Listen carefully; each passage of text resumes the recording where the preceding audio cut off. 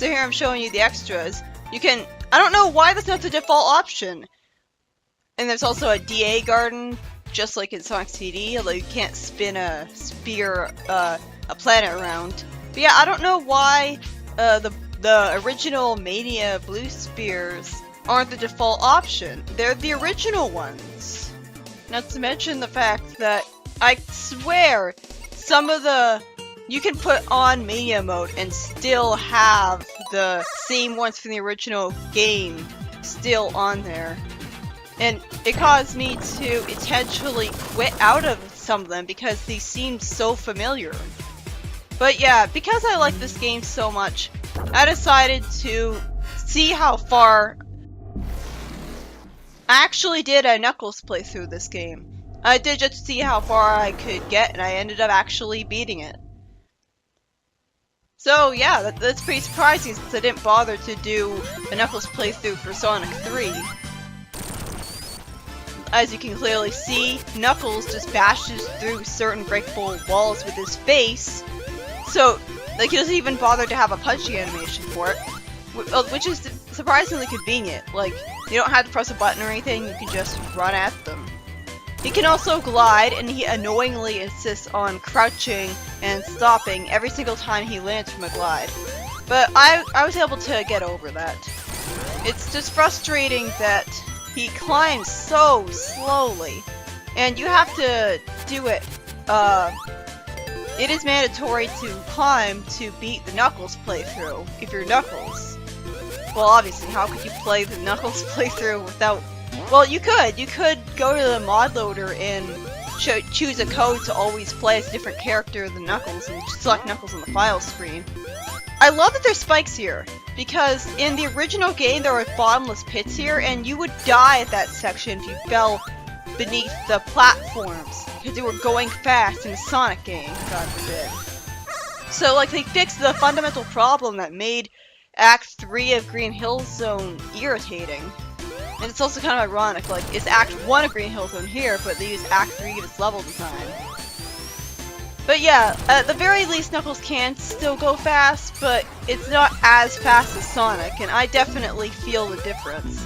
Which is why I don't prefer playing as him, even though he can glide over pits and platforming.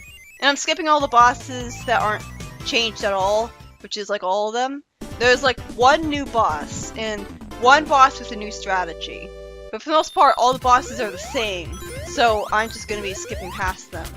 Yeah, this is from Splash Hill, and it also appeared in Angel Island Zone, but it doesn't spin you around like you're on a vine, like in Angel Island Zone. So the hangers there are really bland, like you just grab onto them and slide and that's it.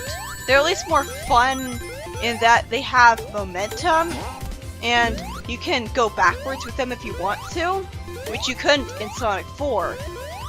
But still, they seem kind of pointless. At the very least, like, Knuckles' glide can let you completely skip over, like, trying to dodge the spikes slowly. But obviously, because he can glide, he can't have access to the air dash from the flame shield or like any of the other elemental abilities. But he can still like have immunity to elements and stuff. Like he can still use the fire to burn bridges on this island. So that's good. Like obviously like the flame shield vanishes when you fall into water, but ironically it doesn't. Like you'd think that going into the water with the electric shield would cause the electricity to spurt out, and well, it does get rid of the electric shield, if I remember correctly. It doesn't, like, electrocute everyone around. Like, that would actually be a pretty cool effect. Like, if there were any enemies around, jumping into the water with the electric shield on would kill all of them from the electricity.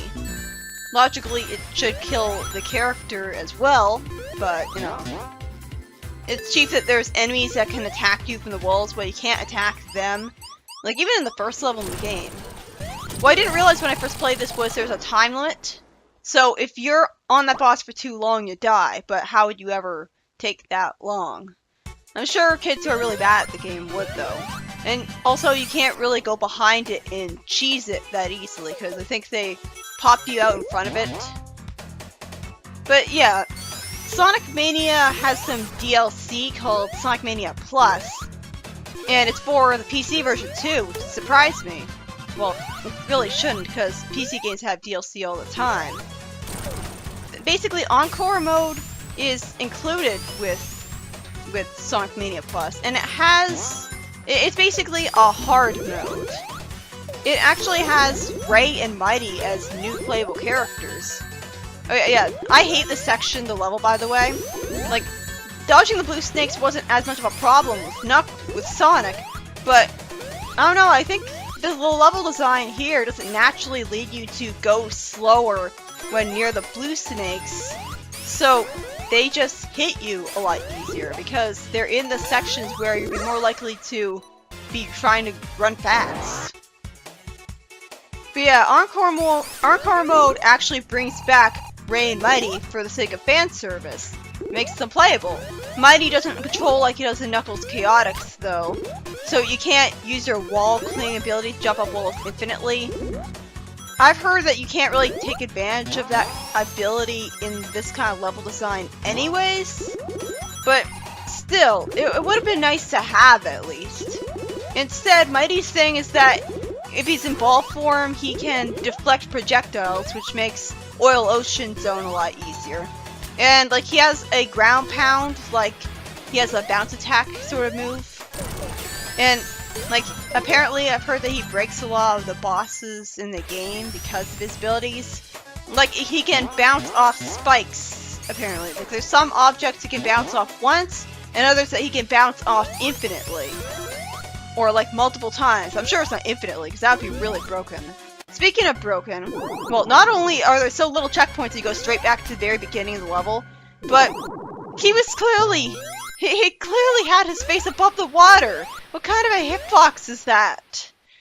But yeah, the rising block section is broken for Knuckles because it very clearly wasn't designed with Knuckles' terribly short jump in mind.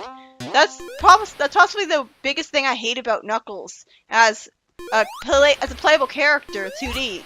He has a terrible jump. I'm not sure if they preserved that for the advanced games. But yeah, his jump is noticeably awful, and it makes some of the boss fights take longer because you can't just jump up to them and hurt them.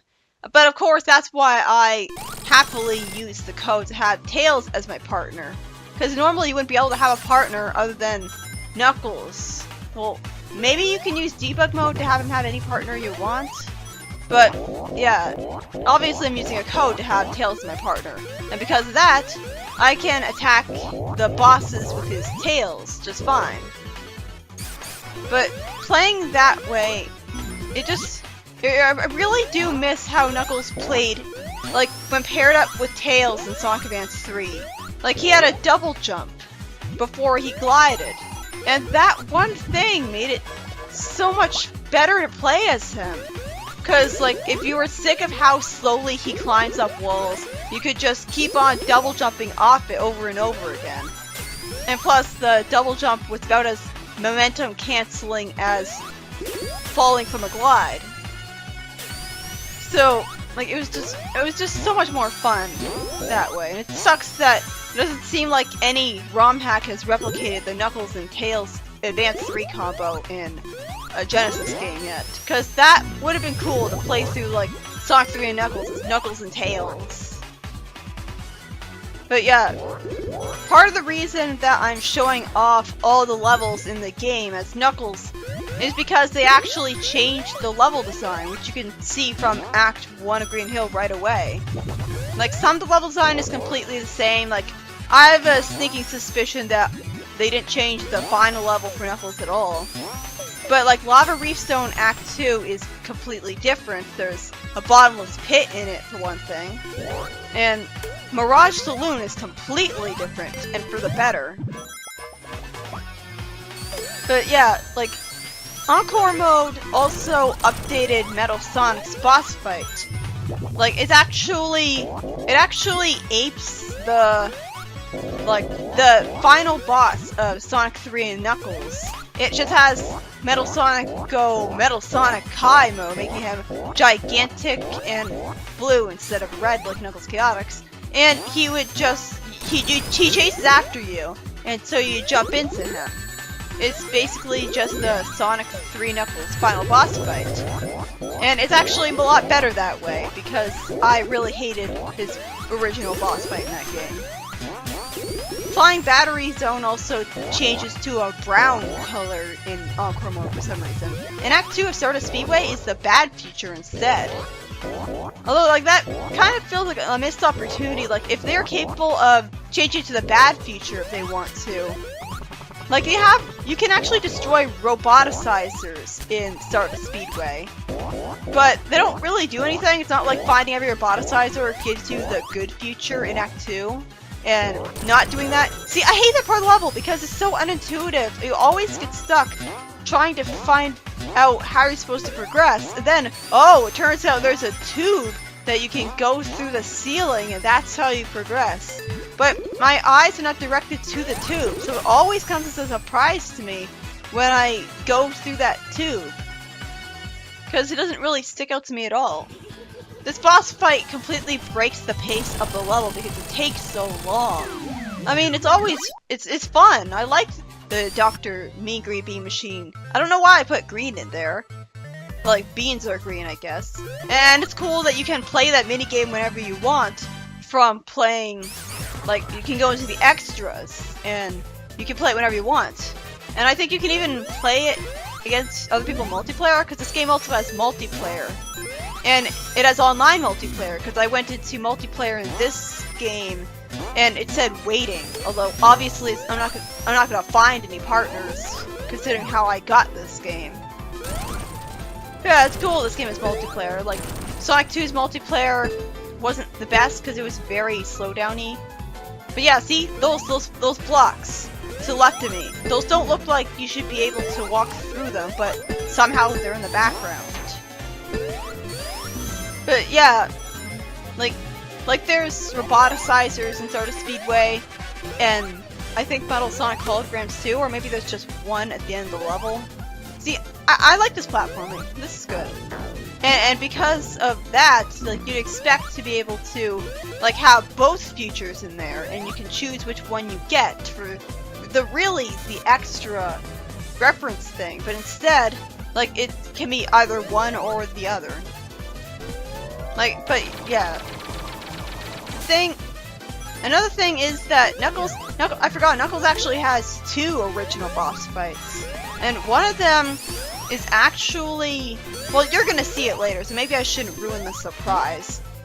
But it really was a pleasant surprise that they referenced what they did.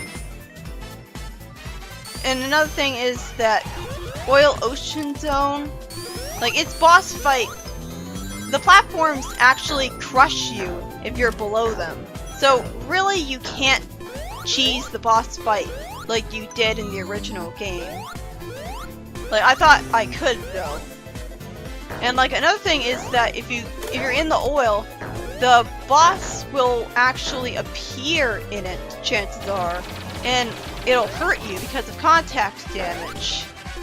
So yeah, like that boss really doesn't want you to cheese it. Which is annoying because like I'd expect like I guess there's be a legitimate strategy, like it's right there, isn't it? If they didn't want you to jump in the oil, they should have had spikes there instead, or like an actual bottomless pit. Instead it's oil, which you can easily like jump in infinitely. Like oil is actually really unique for Sonic because you never really have an oil hazard. Like if you have liquid in the level, it's always like water that you sink in right away.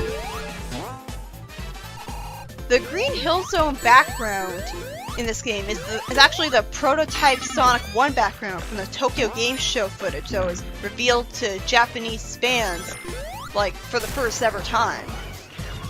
All the switch moves and Knuckles and Knuckles mode, the annoying thing is that they all forced you to use no save mode. So that's why I couldn't switch to using only the Insta Shield in my file, which I really wanted to do because that would have completely solved the problem of me using the drop dash when I didn't want to. Why give you so many files then?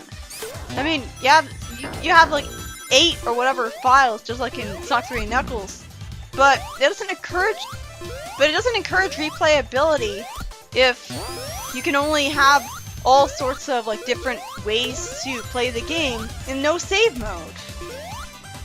Like, I don't really see the point of that. Something unintuitive about Press Garden is that some ice blocks you can only break as an ice block. The first time they introduced that concept to you, you're moving so fast as an ice block that I didn't really learn anything from it. I heard that, like, so someone could get a time over in that level from not knowing that because they never really properly teach you that. So you'll find ice blocks that you don't know how to break, and you won't break them until you get frozen. So the only reason I was able to beat that level so easily without running into that problem was because I got frozen all the time. So like that's kind of weird that they would just have that as a problem. Like they should be more consistent with it. Like have either have all of the ice be breakable or none of them at all. Or like they should make it really obvious which ice you have to put in a lot of effort to break. Like make it look really hard. But I'm not really sure how you could do that with 16-bit graphics, though. It's kind of weird that like you have chemical plant zone style tubes even in this level. It made more sense for chemical plant zone because that's like a plant, like a chemical plant.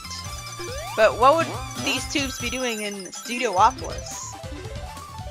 I always hated this thing. Like it's from Sonic Advance in the casino level, and I didn't like it there either because you're there and that's really it. Nothing happens. The ironic thing is that the fourth Chaos Emerald is considered by a lot of people to be the hardest one to get in this game, which made them joke around that it was that damn fourth Chaos Emerald. But I've also heard that the fifth Chaos Emerald has the hardest special stage. I know that I died, like, I didn't manage to get all the Chaos Emeralds in this file, although I did try. I mean, I didn't climb through every inch of the level to find all the special rings, but I did get close to getting most of them. And, like, some of the special stages, I think I reached a pretty hard one that I kept dying at. No, I think I beat all the ones that I could find, and then I just couldn't find any more. I think that's it. But yeah, this boss has a weather summoning gimmick, but ultimately it's just a boss that you jump into. Like they introduced spikes on the ceiling that you get sent up to it by the wind all of a sudden. But how do you prevent yourself from getting sent up to the spikes, other than beating the boss in time? Which you can't do as Knuckles because he can't jump high. So I'm literally just manipulating Tails' AI to take advantage of a partner I shouldn't logically have, so that I can beat him.